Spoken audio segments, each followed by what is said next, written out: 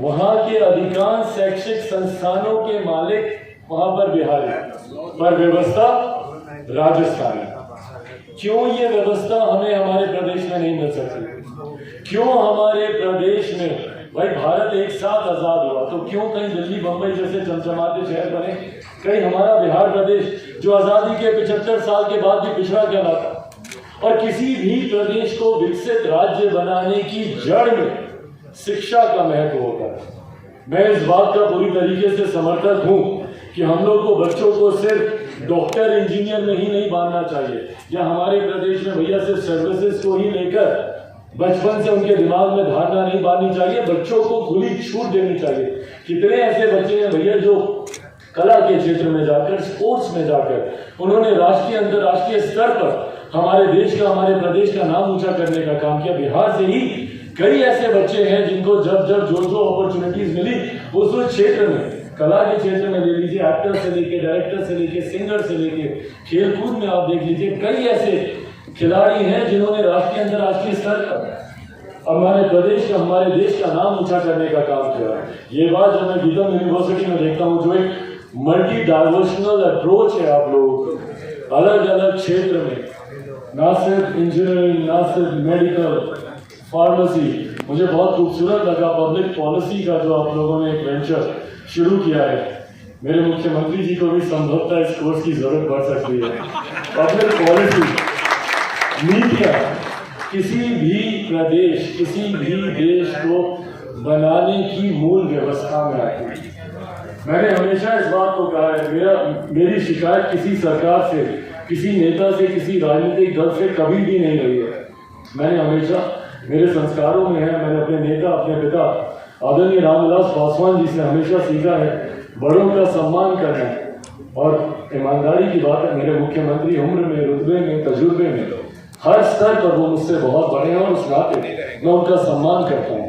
और जब बात नीतियों की आती है जो हमारे देश के, हमारे प्रदेश के भविष्य को निर्धारित करेगा, उन नीतियों से मुझे ऐतराज है। बिहार में अगर आप शिक्षा नीति को देखें और शिक्षा व्यवस्था को एज अ होल अगर आप देखें, मुझे लगता है इससे ज्यादा दुर्भाग्यपूर्ण कोई नीति और नहीं हो सकती है। आज बिहार में आप अलग अलग ब्लॉक्स में चले जाइए, अलग अलग प्रखंडों में आप चले जाइए, पंचायत तो क्या भूल जाइए, प्रखंड स्तर में ही अगर आपको विद्यालय, शिक्षा व्यवस्था उस स्तर के मिल जाए, जो कि असंभव सी बात लगती है। पूरा प्रदेश में घुमा हूं, शायद ही कोई ऐसा जगह रहा होगा जहाँ पे मैं नहीं गया हूँ। और हाँ, एक दिन जो सुर्खियां बनता है हमारा प्रदेश, अब दोबारा अफसोस होता है, सुर्खियां बनना चाहिए काबिलियत को लेकर, पर हमारा प्रदेश सुर्खियां बनता है बिहार की गलत नीतियों को लेकर। आए दिन नेशनल चैनल्स, न्यूज पेपर्स में हम लोग देखते हैं कि शिक्षक के पास गए, शिक्षक को इसकी स्पेलिंग नहीं आती, उसकी जानकारी नहीं। मैं इन शिक्षकों को भी दोष नहीं देता हूँ, संभवतः उनको गलत जगह पे अपॉइंट किया गया, उनका बहुत बेहतर उपयोग आप किसी और क्षेत्र में कर सकते थे। मैं उन अधिकारियों किए जाते हैं और ऐसे ऐसे शिक्षकों की आप भर्ती करते हैं जिनके पास जाकर सवाल पूछे कि देश के प्रधानमंत्री, राष्ट्रपति कौन है, तो उसमें उनके पास जवाब नहीं होता। और ये सुर्खियां बनती है राष्ट्रीय स्तर पर, संभवतः अंतर्राष्ट्रीय स्तर पर, और इसमें बदनाम कौन होता है? मेरा प्रदेश। और इसका जिम्मेदार कौन?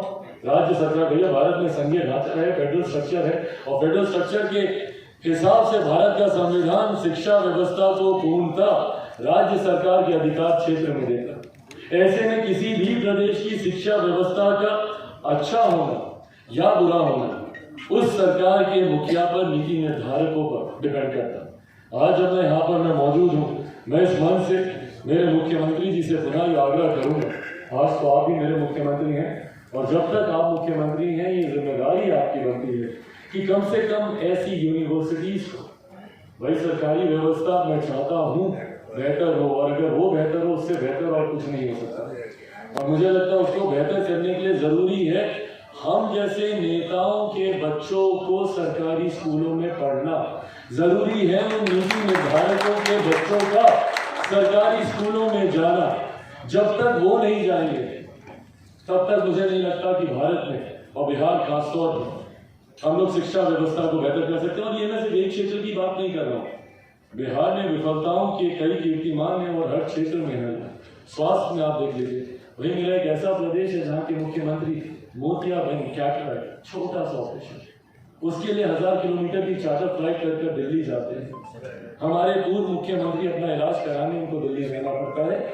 उसके पीछे कारण है कि बिहार में वैसी स्वास्थ्य सेवाएं नहीं है। आए दिन तस्वीरें साझा होती हैं, कोई अपने पिता को ठेले पर लेकर जा रहा है, कोई अपने बच्चे को रिक्शे पर लेकर जा रहा है, चारपाई पे गर्भवती महिला को अस्पताल लेकर जाने की दौड़ लगाई जा रही है। ये तस्वीरें विचलित करती हैं, पर इसके लिए समस्या का समाधान ढूंढने की जरूरत है, और समाधान तब होगा जब अपना इलाज नेता और नीति निर्धारक सरकारी अस्पतालों में कराने लगे, जब उनके बच्चे सरकारी स्कूलों में पढ़ने लगे, तभी ये व्यवस्था बेहतर होगी। और इसका मैं पूर्णतः पक्षधर हूँ, मैं चाहता हूँ, मैं मानता हूँ कि ऐसा होना चाहिए।